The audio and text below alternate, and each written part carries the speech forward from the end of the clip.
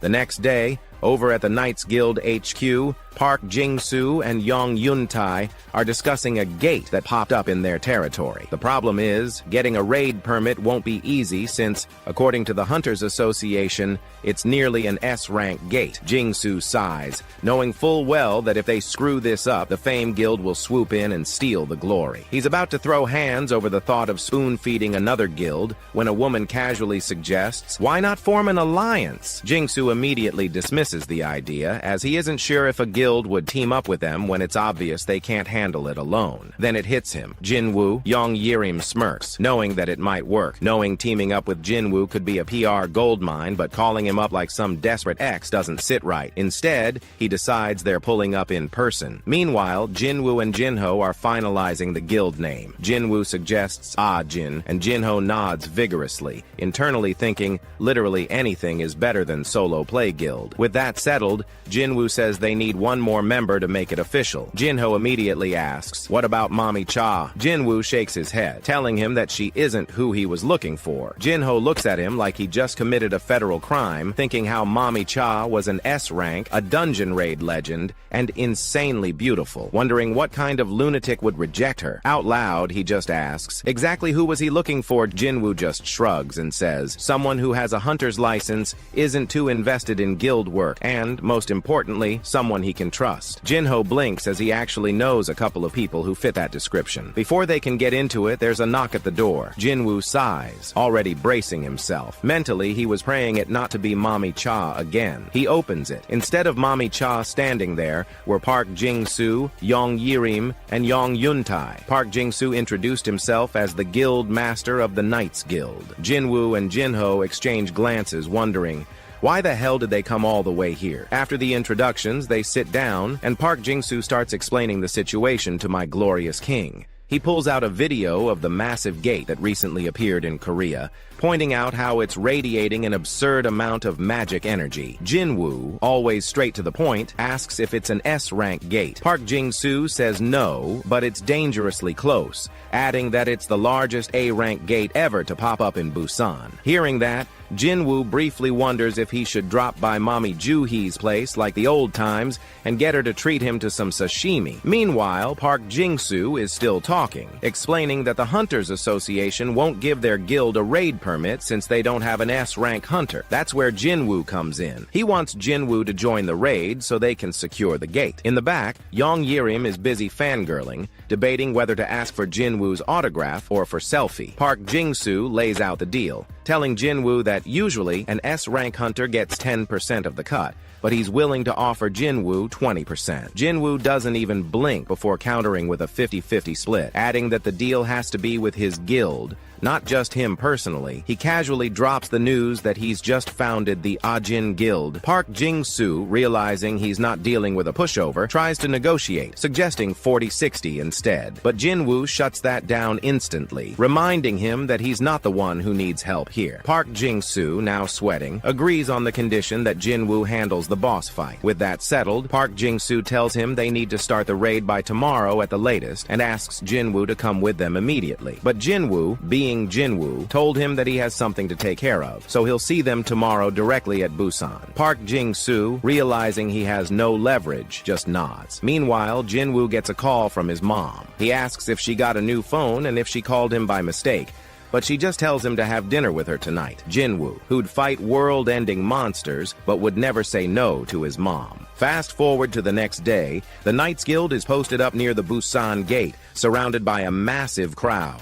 Their hunters are making last-minute preparations, while Park Jing-soo, already in his armor, is glaring at his phone, muttering how they should have made Drippy Woo come with them yesterday. He keeps checking the time, grumbling about whether Jin-Woo's going to be late before finally saying, "We leave in 5 minutes." Meanwhile, Jin-Woo, still at home, is casually getting ready. He looks outside and wonders if Gina took an umbrella with her. The scene cuts to Gina's school, where a group of students is wandering through the hallways, ranting about how their art teacher teacher is making them do all the work he should be doing himself. They enter a dusty old classroom that's been abandoned all semester. One student notices something in the corner. A gate had appeared. He points it out to his friends and, in true horror movie fashion, decides to walk right up to it. Trying to be brave, he asks his friends if they were scared walking up to the gate. He said that the gate was closed and that it won't open for at least a week. Only hunters can go in or out. That when one of his friends mutters that this place has been neglected for months, but none of them notice the cracks forming on the gate's seal. Then, without warning,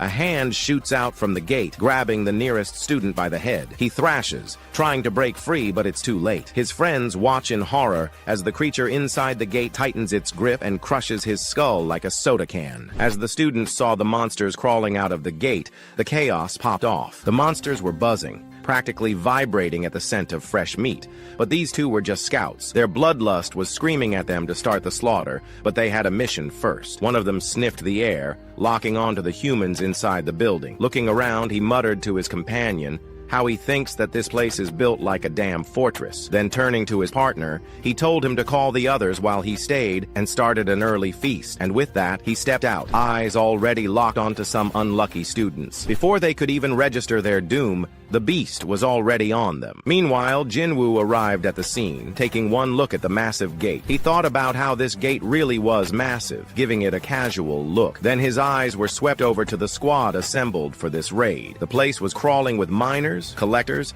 and a stacked lineup of 13 A ranks and 20 B ranks. Looking at the numbers of A rank hunters present, Jin-Woo was surprised, but then, in true Jin-Woo fashion, he just shrugged it off, thinking how it was expected as they were one of the top 5 guilds after all. But before he could take another breath, he got swarmed by hunters. They hit him with a barrage of questions, basically foaming at the mouth to know if he was leading this raid. Jin-Woo, who absolutely did not sign up for a press conference, just blinked in confusion. That's when young Ye-Rim stepped in like a teacher, breaking up an overly excited class.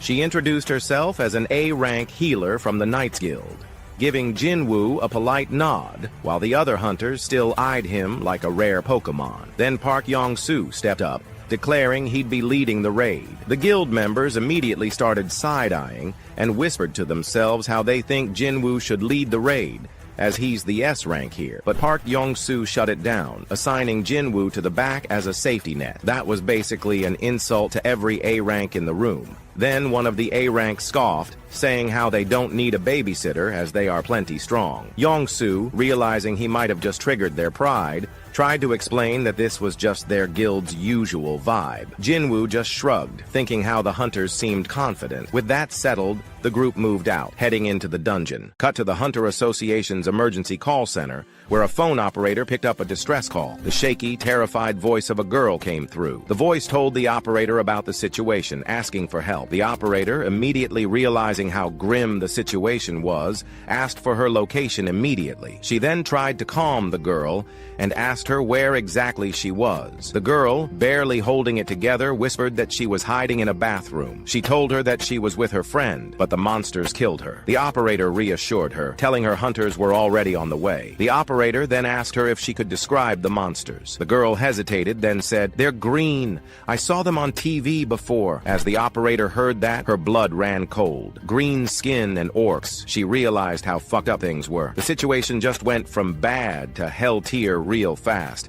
The operator then told the girl to run immediately, but it was too late. The girl's scream ripped through the line as an orc found her. The operator sat frozen, horror washing over her as the line went dead. Back at the school, chaos ruled. Students who weren't already torn apart were scrambling for any exit, while the orcs leisurely picked off those trapped inside. One of them grumbled he wasn't happy that half of his prey had run away, but there were still many fish in the pool, and the massacre continued. The orcs, feeling cocky as hell, decided to block every escape route just to make this massacre extra painful. Meanwhile, the students were pulling a last-ditch barricade, everything strategy, stacking tables and chairs like it was going to do anything against literal monsters. An orc kicked down the door like he was the landlord collecting rent, stepping in drenched in blood and ready to make it rain. The students froze, horror plastered on their faces. One kid saw his chance and bolted for the window, thinking he could anime protagonist his way out. But the moment he got close, two glowing red eyes locked onto him from outside. He barely had time to process his own doom before an axe came flying at his skull, ending his escape attempt in a single brutal second. More orcs stormed in, surrounding the trapped students like wolves in a pen. One of them sniffed the air, catching a whiff of magic power. Pointing to Songyi, he told the other orc to kill her first. Gina and Han Songyi were backed into a corner. Gina called out desperately for her brother, while Han Songyi, realizing there was no way out, took a deep breath. She thought to herself, even if I'm E-rank, I'm still awakened. She was going to step forward and fight with the orcs. Gina tried to stop her, but the orcs were already moving in. The orc asked, "Is this the human you sensed?" Eyeing Han Songyi with mild disappointment. The other orc shook his head. "No, there's something much stronger right next to her." His eyes locked onto Gina. He then muttered, "The smell is coming from that girl. She must die." With zero hesitation, he swung his axe at her. Gina squeezed her eyes shut, bracing for the worst. But the impact never came. When she dared to look, a massive high orc stood in front of her, having blocked the attack like it was nothing. Her brain short-circuited for a second before realization hit that this was her brother's doing. He had stationed his soldiers around her, knowing something like this might happen. The high orc didn't waste time. With one clean punch, he sent the attacking orc flying, literally through the ceiling, leaving everyone, monsters included, gaping in shock. The remaining orcs, now realizing they might not be the biggest threats in the room, turned their attention back to Gina. Three of them, massive and snarling, stepped forward. The real fight was just getting started. Back in the dungeon, Park Yong-soo barely had time to yell, "It's an ogre," before the squad was face to face with a towering, two-headed monstrosity, looking like it skipped leg day but maxed out on upper body strength. The beast swung its weapon like it was swatting flies, but Yong-soo flexed his ability and threw up a barrier just in time. The ogre smashed into it with all its might, but the shield held strong. Yun-tai, clearly feeling main character energy for a second, sprinted up the monster's axe like it was a parkour course, blinded one of its ugly heads, and shouted for everyone to go nuts. The hunters wasted no time. Blades flew, spells lit up the room, and the ogre got turned into a well-done steak. Once the dust settled, Yong-soo called for a regroup, looking more stressed than he should have been. With that massive of a gate, he had expected this to be hard, but a two-headed ogre right out the gate? Yeah, not ideal. He then quizzed Jin-Woo like this was a classroom. "Do you know their other name?" Jin-Woo, unfazed, answered, "Gravekeepers." And right on cue, Yong-soo pointed out the next issue. If there was a gravekeeper, that meant an undead army wasn't far behind. Before he could finish the thought, the undead squad rolled up, but weirdly, they didn't attack. They just stood there, staring like NPCs that hadn't been programmed to move yet. The hunters backed away, whispering about how unnatural this was. But Jin-Woo, he just sighed in disappointment. He had high hopes for a dungeon of this size, and so far, it wasn't living up to its hype. Just then, Jin-Woo was hit with the realization that something wasn't right. And it didn't take him much time to realize exactly what was wrong. He then turned to Yong-soo and told him that something urgent had come up and he had to go. Hearing that, Yong-soo panicked and hit Drippy-woo with, "Bro, you can't just leave us here. We might die without you." Jin-Woo, completely unbothered, just smirked and told him that he'll leave behind someone who is just as reliable as him. Before anyone could ask what that meant, a familiar, terrifying presence appeared. The Jeju Island raid MVP himself, Beru. The hunters froze. They knew exactly who this was. Seeing that they were familiar with who Beru was, Jin-Woo just went, so no introduction needed. He then told the hunters that Beru was in charge now and that he'll protect them. Beru, thrilled at the chance to stretch his claws, let out a deafening roar before launching into a massacre. My glorious king then summoned a few more of his soldiers, and turning to the huntress, he said, "These guys will help you. 20 should be enough for this dungeon." After that, he turned to leave, but the hunters, now visibly panicked, tried to stop him. Yong-soo asked Jin-Woo if he was really going to leave after letting all these shadows loose. Jin-Woo, suddenly pissed, gave them a death glare and said, "I can dismiss them if you want," his voice dripping with annoyance. Checking his shadow exchange cooldown, he saw he had 1 hour and 42 minutes left, so he started sprinting toward the exit. Yong-soo, still in disbelief, could only watch as Jin-Woo dipped. As he ran, Jin-Woo's instincts screamed at him. He kept getting signals from the shadow soldiers he left with Gina. This is bad, he thought, his gut twisting with unease. Then a wall of undead blocked his path. That was the last straw. Jin-Woo roared, ordering them to get out of his way, and to his absolute shock, the undead obeyed. They knelt before him like he was their king. Seeing them obeying his command, Jin-Woo wondered, are they bowing because I'm a high-class necromancer? Do I have some kind of passive ruler ability? But he didn't have time for theories. He ignored the kneeling zombies, leaped over them, and called out Kaisel. The moment the wyvern appeared, the entire dungeon buzzed with excitement. Everyone recognized Jin-Woo's signature ride. Jin-Woo ordered Kaisel to go full speed ahead. Then, just to be extra, he buffed the wyvern's stats by 50%, so they could fly even faster. Meanwhile, inside, the shadow orcs were mopping up the monster infestation like janitors on a mission. The students, still trying to process the fact that monsters just saved them, were looking at the orcs like NPCs who just glitched out of their villain role. Gina, running purely on little sister energy, sprinted up to one of the orcs, calling for Jin-Woo, but the orc hit her with the silent protagonist treatment and just pointed at the door. Just then, they heard a footsteps echoed through the hallway. Somewhere else, a different orc sat on his makeshift throne, giving dramatic villain monologues about how the final restrictions had been lifted and how nothing could stop him now. Bro was feeling himself way too much, but just as he was hyping himself up, his minion hit him with bad news. He told the chief that outside some high orc warriors were helping humans. The chief, already mad that his epic moment was being ruined, scoffed at the idea that his squad couldn't handle 3 measly high orcs. He grabbed his weapon, talking about leading the way like he was some warlord about to rewrite history. Meanwhile, in a dungeon, the hunters were losing their minds as insect monsters swarmed around them. Park Jong-soo tried to play it cool, saying they couldn't back down now because of public perception. But before he could keep up the act, Baru casually pulled up, teleporting right in front of him so fast that Bro folded like a cheap lawn chair. Without a word, Baru just tossed him the Death Knight's severed head. Park Jong-soo stared at it like it was an eviction notice, realizing that Baru didn't just defeat the strongest monster in the dungeon.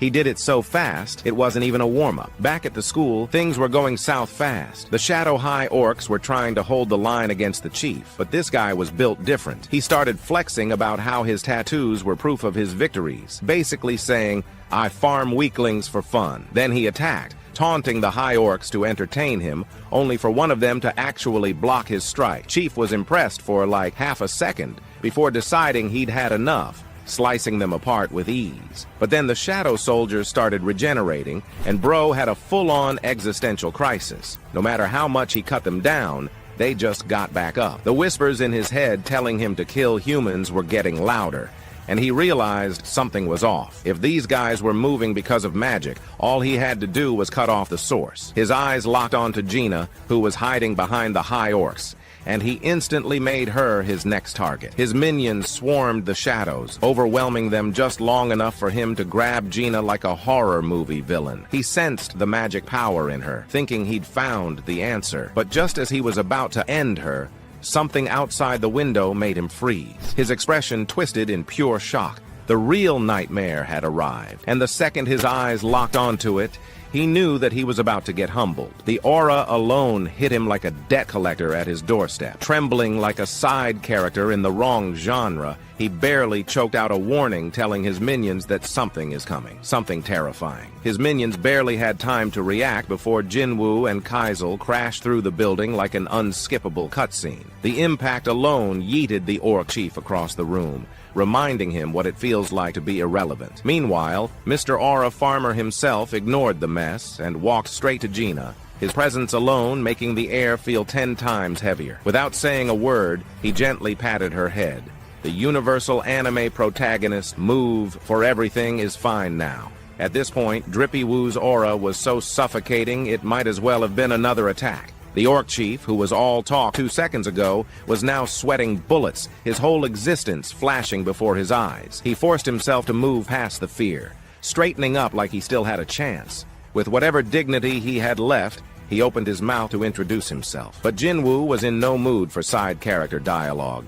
His eyes flashed with pure menace as he cut him off mid-sentence. "Shut up and wait." Jin-Woo turned to his little sister, who was still shaking like a leaf fresh out of a nightmare. He pulled her into a tight hug, whispering to her that he was sorry for being late. Mr. Aura Farmer then turned to the other students and asked if they were doing okay or not, and then he finally turned to Song-yi, who was looking like she just witnessed the apocalypse up close. Seeing the red mark on Gina's face, my glorious king's aura turned murderous. With zero hesitation, he summoned the real Aura Farmer Igris and ordered him to protect Gina. Then, turning to the rest of his soldiers, he ordered them to take the students to safety. My glorious king could barely hold his anger as he did. Then a foolish orc dared to move. The poor guy was way too overwhelmed by Jin-Woo's aura. Jin-Woo's voice cut through the room like a death sentence, reminding the orc that he had told them not to move. Like Jin-Woo had ordered, the shadow soldiers began to take the students out of the classroom through the hall he had just made, using Kaisel as a makeshift lift. The orc chief finally stepped up, trying to act tough. "So those immortal high orcs were your soldiers. Who are you, and how do you speak our language?" Jin-Woo wasn't in the mood for a Q&A session. His glare alone was enough to make the orcs sweat, realizing this was a one-sided execution. Desperate, the chief yelled for his minions to attack. One swung an axe, but Jin-Woo caught his hand and crushed it like a soda can before slamming the orc into the floor. Then, without breaking a sweat, he stomped his head into paste. Seeing how his companion had met his end, the other orcs tried to rush Jin-Woo, but my glorious king took care of them using Dominator's touch. He held them mid-air, and with a casual squeeze, they popped like overripe tomatoes. And then the massacre began. Jin-Woo started deleting the orcs from existence, one by one, until only one terrified orc remained. With a menacing look in his eyes, he moved towards the last orc using Dominator's touch. Jin-Woo pinned the last one to the wall, grabbing it by the mouth. Glancing at the hallway that was now filled with the bodies of the students who fell to the hands of these beasts, Jin-Woo asked the orc, "Why are your kind so hell-bent on killing humans so badly?" The orc whimpered about voices in their heads telling them to do it. Jin-Woo's eyes glowed darkly, and then he asked the orc if those voices tell him to kill Jin-Woo too. The orc didn't answer his questions. Instead, he stammered and started begging for mercy. Jin-Woo's grip tightened, and Jin-Woo muttered, "That's what I thought. I'm not even human to you, huh? But don't worry, I forgive you. Just don't expect it to be painless." Saying that, he summoned his dagger. Meanwhile, in the dungeon, the healer girl was having the world's most frustrating argument with a shadow ant that was trying to eat a rare monster. She tried to yank the corpse from the ant, like a mother pulling a child away from candy. She yelled, "That's expensive. Don't you know how much vampires sell for?" But the ant didn't give a single fuck and kept munching. Annoyed by her antics, it scratched her shoulder. She fell to the floor just then, and Baru rolled up there with a commanding screech. He let the ant soldier back off, and then casually healed her injuries. The healer girl blinked in shock, wondering, how does a summoned creature have better healing magic than her? Before she could process that, they entered the boss room, where a floating undead horror awaited them, surrounded by his minions, the Archlich and his 10 Death Knights. Seeing this, Park Jong-soo looked like he was about to throw up, remembering how an entire guild got wiped out by a monster like this. While he was trying to process this shit show, someone shouted, alerting them that more undead were coming from the back. Without missing a beat, he turned to the healer and asked her to raise a barrier, sealing off the entrance. The healer girl didn't take much time and whipped out a holy shield, sealing off the entrance.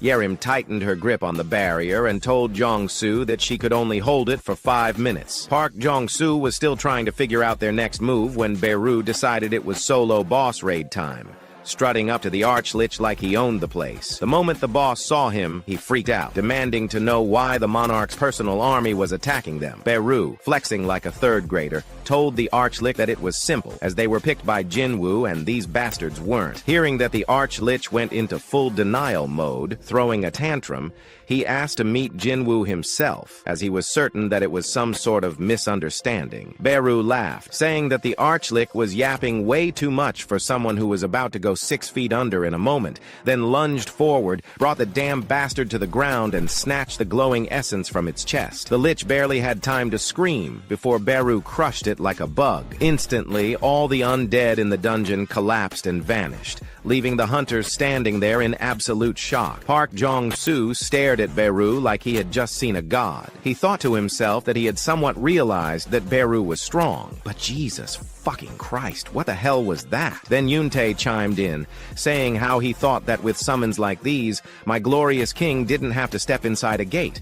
He could just order his summons to do the work. As he said that, Jong-soo's thoughts drifted to Jin-Woo, realizing that even if my glorious king only summoned half his army, he could still crush an entire major guild like it was nothing. Seeing how powerful Jin-Woo's summon was, this dumbass suggested to Park Jong-soo that they should try to acquire Jin-Woo's guild without wasting any time. Jong-soo looked at him funny and told him that it doesn't sound right. Rather, he'll want to call it an alliance instead. As an alliance between a new guild founded by the world's finest hunter and the Knights Guild that is one of the 5 major guilds in the country has a nice ring to it. Yuntae asked Jong-gu if it would even be possible, as by how things played out today, it doesn't seem that Jin-Woo would need their help. He alone would be enough to take care of anything. Jong-soo just shrugged, looked at Yuntae funny and said, "Don't be ridiculous. Even if Jin-Woo is all-powerful, he still has to follow rules," saying that he may be able to clear a dungeon on his own, but he still needs a minimum number of hunters, as per the Hunters Association rule to enter a dungeon. Back at the school,